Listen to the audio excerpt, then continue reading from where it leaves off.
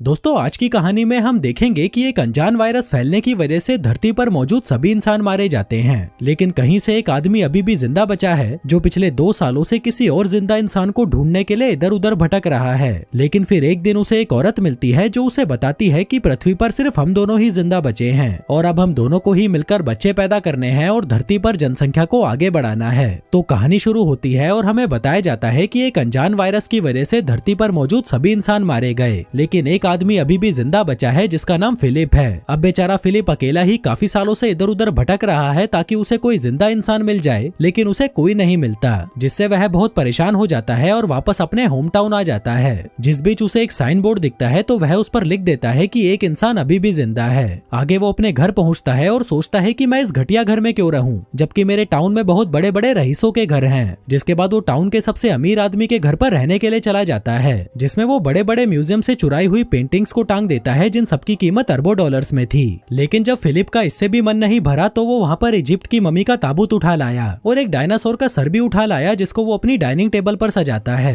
फिर रात को सोने से पहले वो ऊपर वाले से बार बार हस्त मैथुन करने के लिए माफी मांगता है जो वो पिछले 2 सालों से कर रहा था। फिर अगली सुबह वो टॉयलेट जाता है लेकिन उसमें पानी नहीं आ रहा था, तो वह अपना पिछवाड़ा धोने के लिए बहुत सारी बिस्लेरी की बोतल उठा लाता है। फिर पेट खाली करने के बाद उसे भूख लगी थी तो वह एक सुपरमार्केट में जाता है जिसके दरवाजे को खोलने की बजाय वो उसे बंदूक से उड़ा देता है। फिर अंदर आकर वो अपने लिए बहुत सारा खाना लेता है, लेकिन तभी उसकी नजर वहाँ रखी गंदी मैगजीन्स पर जाती है जिसको वह ठूस ठूस कर अपनी ट्रॉली में डालता है और वहाँ से निकल लेता है। रात को वह $10,000 की वाइन खोलता है और ऊपर वाले को शुक्रिया करता है, जिसके बाद वो 2 बार हाथ गाड़ी चलाता है और चुपचाप सोने चला जाता है। फिर अगले दिन फिलिप अपना टाइम पास करने के लिए घर के महंगे महंगे सामानों को बर्बाद कर देता है, लेकिन जब इससे भी उसका मन नहीं भरता तो वह एक महंगी मस्टैंग को एक सस्ती कार से भिड़ाकर विस्फोट कर देता है, क्योंकि वो बेचारा कब तक अपनी हाथ गाड़ी चलाकर टाइम पास करता। अब ऐसे करते करते कुछ दिन बीत जाते हैं और हम देखते हैं कि फिलिप का घर एक कबाड़ खाना बन चुका है, और वैसे भी वो इस घर को क्यों ही साफ करता, ये घर उसका थोड़ी ना था। आगे वो एक रबर के पूल को दारू से भर देता है और उसी में नहाता है, उसी को पीता है। इसी बीच अचानक उसे जोर का टॉयलेट आ जाता है, लेकिन उसके टॉयलेट में कबाड़ भरा पड़ा था, इसलिए वो अपने लिए एक नया कमोड बनाने की सोचता है। वो एक स्विमिंग पूल के फट्टे को बीच में से काट देता है और वहीं पर हगने बैठ जाता है।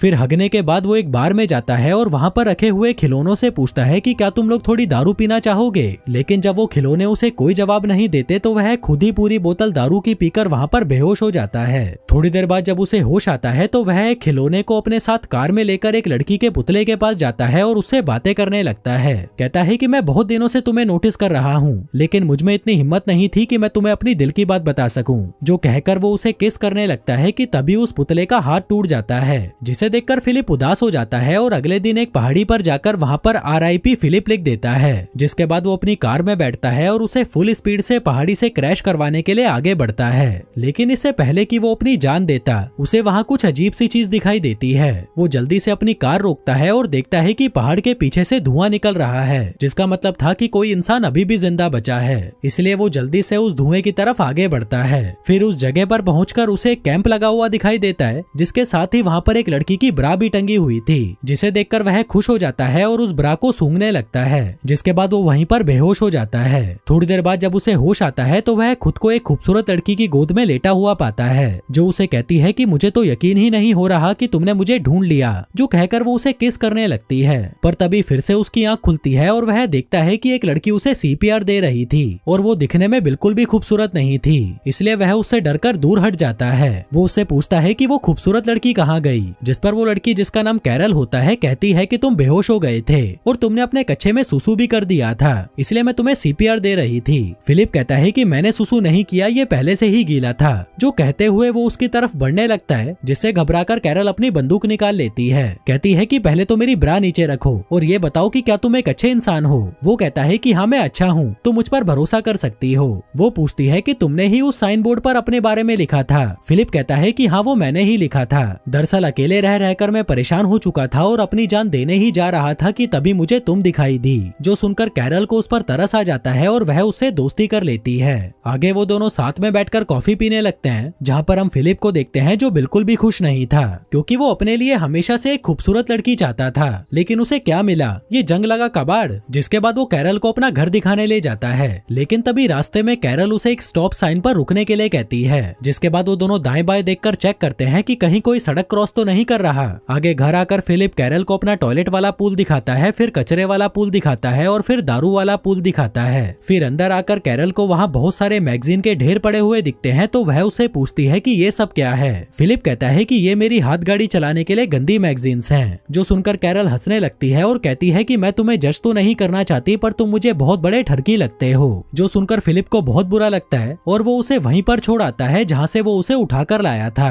फिर अगली सुबह जब उसकी नींद खुलती है तो वह देखता है कि कैरल फिर से वहाँ पर आ गई है और उसके घर का कचरा साफ कर रही है। फिलिप कहता है कि आगे से जब तुम मेरे घर का कचरा साफ करने आओ तो मुझे बता कर आना। जो सुनकर कैरल को गुस्सा आ जाता है और वह फिर से वहाँ पर उस कचरे को फैला देती है। फिलिप उसे रोकने की कोशिश करता है तो वह कहती है कि हमें इसे साफ करने के लिए क्लीनर चाहिए, जिसको लेने के लिए वो दोनों सुपरमार्केट पहुंच जाते हैं। तभी फिलिप अपनी कार को हैंडीकैप लोगों की पार्किंग में खड़ी कर देता है, तो कैरल उसे कहती है कि ये जगह हैंडीकैप लोगों की है, तुम अपनी कार कहीं और खड़ी करो। जो सुनकर फिलिप को गुस्सा आ जाता है और वो कहता है कि कहीं तुम पागल वागल तो नहीं हो, इस दुनिया में हम दोनों के अलावा कोई और है ही नहीं, तो यहाँ पर हैंडीकैप इंसान कहाँ से आएगा। कैरल कहती है कि जो भी हो, पर तुम अपनी कार को कहीं और पार्क करो। अब फिलिप का दिमाग घूम चुका था, तो वह अपनी कार को सीधा सुपरमार्केट के अंदर घुसा देता है। फिर रात को वह अपने खिलौने दोस्तों से बात करने बार में जाता है और उन्हें बताता है कि अब मैं इस दुनिया का आखिरी इंसान नहीं रहा। मुझे लगा था कि मुझे एक खूबसूरत लड़की मिलेगी जिसके साथ मैं रोज मजे करूंगा, लेकिन मुझे क्या मिला, ये सड़ा हुआ करेला कैरल। फिर अगली सुबह जब वो बियर से कुल्ले कर रहा था,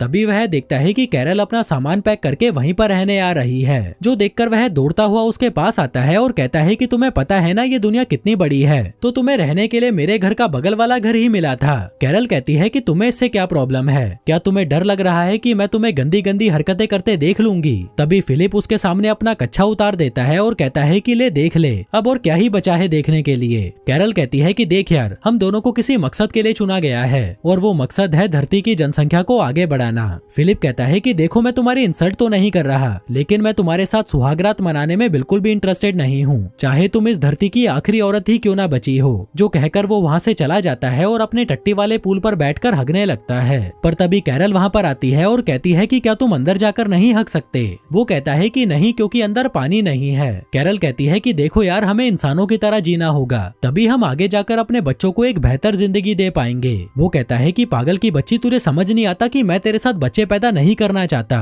वो कहती है कि ठीक है, लेकिन मुझे खाने के लिए फ्रेश फ्रूट्स और वेजिटेबल्स चाहिए, क्या तुम्हें नहीं चाहिए वो। फिलिप कहता है कि मुझे इससे कोई फर्क नहीं पड़ता। तभी कैरल अपनी पॉकेट में से एक टमाटर निकालती है और उसे चिढ़ाते हुए खाने लगती है। वहीं उसको टमाटर खाता देख फिलिप भी 2 साल पुराने डिब्बे में पैक टमाटर खाने लगता है, लेकिन उसे वो खाने में मजे नहीं आ रहे थे, तो वह रात में चुपके से कैरल के गार्डन में घुस जाता है और उसके सारे टमाटर खा जाता है। फिर अगली सुबह कैरल उसके घर पर आती है और पूछती है कि क्या तुम्हें टमाटर खाकर मजे आए, जिस पर वो उसके मुंह पर मुंह कर जाता है और कहता है कि मुझे नहीं पता तुम क्या बोल रही हो, जिस पर कैरल उसे आतंकवादी बोलकर लंगड़ाती हुई वहाँ से जाने लगती है। फिलिप उससे पूछता है कि तुम्हारे पैर को क्या हुआ। वो कहती है कि जमीन से पानी निकालते वक्त मुझे चोट लग गई। अब उसकी ये हालत देखकर फिलिप को उस पर तरस आ जाता है, इसलिए वो उसकी पानी का जुगाड़ करने में मदद करता है, जिसमें वो एक वॉल्व से पानी के पाइप को जोड़कर पानी को कैरल के घर तक ले आता है, जिसे देखकर वह बहुत खुश होती है और उसे रात को डिनर के लिए इनवाइट करती है। फिर रात में डिनर के दौरान कैरल फिलिप को बताती है कि तुम्हारे औजार को देखकर मुझे पूरा यकीन हो चुका है कि ऊपर वाले ने हमें धरती पर जनसंख्या को आगे बढ़ाने के लिए मिलवाया है। फिलिप कहता है कि ठीक है, अगर तुम इतना ही जोर दे रही हो तो आज रात को हम कर ही लेते हैं। कैरल कहती है कि नहीं, मैं तुम्हारे साथ तब तक सुहागरात नहीं मनाऊंगी जब तक तुम मुझसे शादी नहीं कर लेते। जो सुनकर वह हंसने लगता है और कहता है कि तुम मजाक अच्छा कर लेती हो। वो कहती है कि नहीं, मैं मजाक नहीं कर रही, क्या तुम ये चाहते हो कि इस धरती पर पैदा होने वाला पहला बच्चा नाजायज हो। फिलिप कहता है कि तुम ये शादी क्यों करना चाहती हो, जबकि इस चीज का कोई मतलब नहीं है। वो कहती है लेकिन मेरे लिए मतलब है, अगर दुनिया खत्म हो गई है तो इसका मतलब ये नहीं कि हम अपने रीति रिवाज भूल जाएं। अब फिलिप को किसी भी हाल में उसके साथ इंटीमेट होना ही था, इसलिए वो उसके साथ शादी करने के लिए मान जाता है। कैरल कहती है कि पहले तो मुझे अच्छे से कहो अपने घुटनों पर बैठकर, जिस पर फिलिप अपने घुटनों पर बैठकर उसे प्रपोज करता है और कैरल उसे हाँ बोल देती है। लेकिन उसकी हाँ सुनकर फिलिप को बिल्कुल भी खुशी नहीं होती, तो वह डिनर को आधे में ही छोड़कर वहाँ से घर चला जाता है, जिसके पीछे पीछे कैरल उसके लिए खाना लेकर आती है। कहती है कि तुम्हें पता है अमेरिका का राष्ट्रपति मर चुका है, इसलिए अब हम दोनों में से ही किसी को राष्ट्रपति बनकर देश की कमान अपने हाथों में लेनी होगी। वहीं फिलिप जो उससे बहुत ज्यादा परेशान हो चुका था कहता है कि तुम ही बन जाओ राष्ट्रपति। वो कहती है कि मैं नहीं बन सकती क्योंकि मुझे लोगों के बीच भाषण देना नहीं आता, इसलिए उन दोनों की सहमति से फिलिप को राष्ट्रपति बना दिया जाता है। फिर फिर अगले दिन कैरल स्टोर से अपनी शादी के लिए कुछ सामान लेने जाती है। वहीं फिलिप अपनी बैचलर पार्टी एंजॉय कर रहा था, जिसमें वो बहुत सारे टिश्यू पेपर्स को इकट्ठा करके उसमें आग लगा देता है। जिसके बाद वो फटे पुराने कपड़े पहनकर चर्च में पहुंचता है, जहां कैरल ने चर्च को बहुत अच्छे से सजा रखा था और खुद भी वो बहुत अच्छे से तैयार होकर आई थी। फिर शादी के दौरान जब रिंग पहनाने की बारी आती है तो फिलिप शादी की रिंग लाना ही भूल जाता है। दरअसल वो ये शादी करने में बिल्कुल भी इंटरेस्टेड नहीं था, जो देखकर कैरल गुस्सा हो जाती है और शादी को बीच में ही छोड़कर वहां से चली जाती है। तभी फिलिप उसके पीछे पीछे उसके घर पहुंचता है और उसे दरवाजा खोलने के लिए कहता है, लेकिन जब वो दरवाजा नहीं खोलती तो वह उसके दरवाजे को तोड़ देता है। फिर अंदर आकर वो देखता है कि कैरल ने अपने घर को बहुत सुंदर सजा रखा था, क्योंकि वो अपनी शादी को लेकर बहुत ज्यादा एक्साइटेड थी। जिसके बाद वो कैरल को देखता है जो सड़ी हुई शक्ल लेकर एक कमरे में बैठी हुई थी। फिलिप उससे माफी मांगता है और कहता है कि मैं सच में रिंग के बारे में भूल गया था, अगर मुझे याद रहता तो मैं पक्का लेकर आता। वहीं कैरल भी उसे माफ कर देती है। जिसके बाद वो दोनों अंगूठी लेने के लिए एक ज्वेलरी शॉप में जाते हैं, जहां से वो बहुत सारी अंगूठियां उठा लेते हैं, जिनको एक एक करके फिलिप कैरल की उंगलियों में पहना देता है और उससे शादी कर लेता है। फिर रात को जब सुहागरात मनाने की बारी आती है तो कैरल उसके साथ इंटीमेट होने की बजाय रात भर उससे बातें करती रहती है। फिर अगले दिन से कैरल भी फिलिप के साथ वो सभी चीजें करती है जिसको करने में फिलिप को बहुत मजे आते थे। जिसके बाद वो कैरल को अपनी एक्स गर्लफ्रेंड से भी मिलवाता है, जिसको देखकर कैरल को उससे जलन होने लगती है तो वह उसे उठाकर बाहर फेंक देती है। फिर खूब मौज मस्ती करके जब वो दोनों घर की ओर जा रहे थे तभी चौराहे पर उनकी कार एक लिमोजिन से टकरा जाती है। फिलिप जल्दी से उतरकर उस लिमोजिन को देखने जाता है कि कहीं उसमें कोई इंसान तो नहीं है, और तभी उसमें से मेलिसा नाम की एक खूबसूरत लड़की नीचे उतरती है, जिसे देखकर फिलिप के तो होश ही उड़ जाते हैं। वहीं कैरल भी मेलिसा को देखकर बहुत खुश होती है और फिर वो तीनों उसकी कार से फिलिप के घर पर जाने लगते हैं, जहाँ रास्ते में फिलिप मेलिसा को घूरे जा रहा था और उसको पटाने के लिए उसकी छोटी छोटी बातों पर खिलखिलाकर हंस रहा था।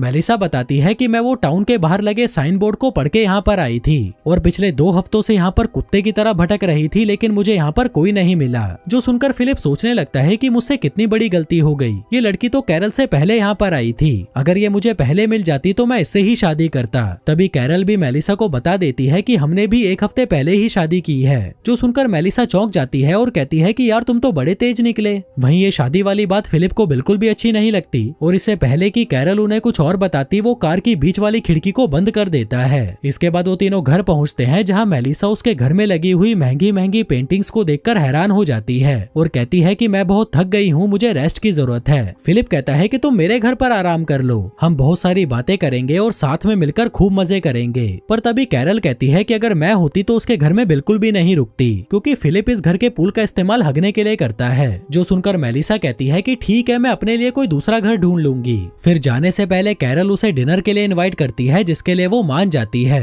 तभी कैरल उसे गले लगा लेती है। वहीं फिलिप जो ऐसे मौके कभी नहीं छोड़ता, वो भी उनके बीच में घुस जाता है और जाकर मेलिसा को पीछे से चिपकने लगता है। फिर शाम के समय जब डिनर की तैयारी की जा रही थी तभी फिलिप वहाँ पर अपनी दाढ़ी काट कर आता है, जो देखकर कैरल चौंक जाती है कि जब उसने कहा था तो फिलिप ने उसे दाढ़ी काटने से मना कर दिया था। दरअसल वो मेलिसा के साथ इंटीमेट होने की नाकाम कोशिश कर रहा था, जिसके लिए वो कुछ भी करने को तैयार था। फिर रात में जब सभी डिनर टेबल पर थे तभी फिलिप मेलिसा को घूरे जा रहा था और अपने आप को कोसे जा रहा था कि उसने इतनी जल्दी शादी क्यों कर ली। जिसके बाद वो मेलिसा की हर बात में हाँ मिलाने लगता है, जैसे कि जो मूवी मेलिसा की फेवरेट थी वो फिलिप की भी फेवरेट थी, जो खाना मेलिसा का फेवरेट था वो उसका भी फेवरेट था, जो कार उसकी फेवरेट थी वो उसकी भी फेवरेट थी। दरअसल वो ये इसलिए कर रहा था ताकि मेलिसा को लगे कि इन दोनों के बीच में कोई कनेक्शन है। फिर डिनर खत्म होने के बाद कैरल फिलिप को अपने साथ मस्ती करने के लिए बुलाती है, लेकिन फिलिप का बिल्कुल भी मन नहीं था तो वह उसे मना कर देता है और कहता है कि मेरे पेट में दर्द है। कैरल पूछती है कि तुम मुझे एक बात बताओ, कहीं तुम मेलिसा से आकर्षित तो नहीं हो?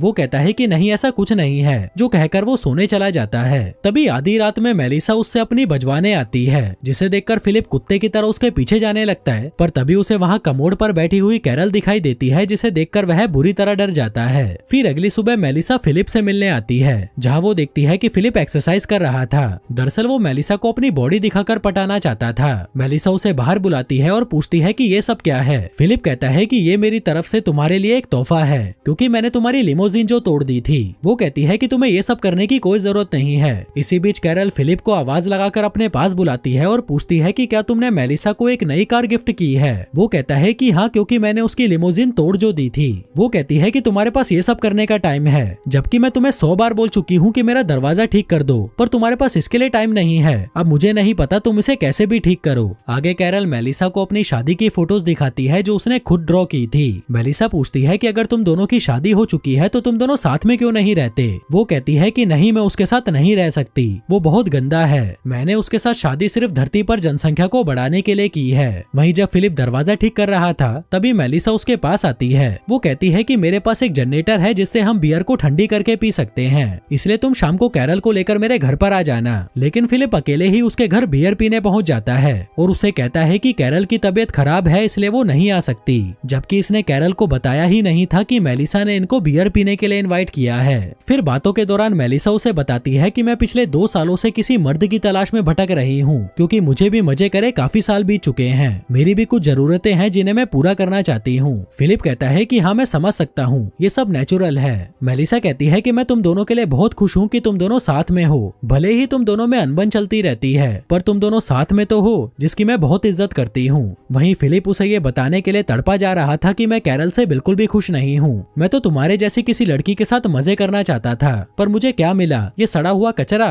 मेलिसा कहती है कि मेरी भी किस्मत देखो, मुझे धरती पर मौजूद एक आखिरी मर्द मिला और वो भी शादीशुदा। फिलिप कहता है कि चिंता मत करो, अब वो मर्द शादीशुदा नहीं रहेगा। जिसके बाद वो अपनी शादी तोड़ने के लिए कैरल के पास जाता है, लेकिन वो उसे कुछ कह नहीं पाता क्योंकि वो उनकी शादी की फोटो से दरवाजे पर टांगने वाला दिल बना रही थी, जो देखकर उसे कैरल पर तरस आ जाता है और वो उसकी फीलिंग्स को हर्ट नहीं करना चाहता था, इसलिए वो चुपचाप वहाँ से अपने घर चला जाता है। वहीं दूसरी तरफ हम एक ऑडी को आते हुए देखते हैं, जिसका मतलब था कि एक इंसान और भी है जो इस धरती पर जिंदा बचा है। जो इंसान वहाँ पर फिलिप का वो अलाइव वाला बोर्ड देखता है और उस टाउन की तरफ निकल पड़ता है। अब ये इंसान कौन था और उन लोगों के अलावा और कितने इंसान हैं जो अभी भी जिंदा बचे हैं, और क्या अपना फिलिप मेलिसा के साथ सुहागरात मना पाएगा, ये सब देखेंगे हम अगले वीडियो में। धन्यवाद।